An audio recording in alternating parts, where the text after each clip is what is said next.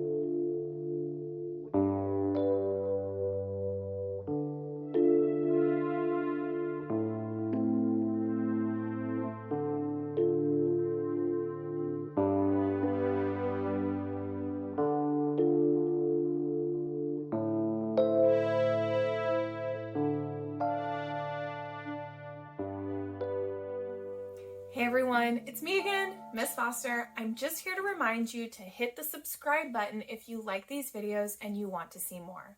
I also want to remind you that these videos are created in partnership with Painting Pandas, which is an awesome nonprofit organization here in Austin, Texas that provides free art instruction and free art supplies to any kid who needs them.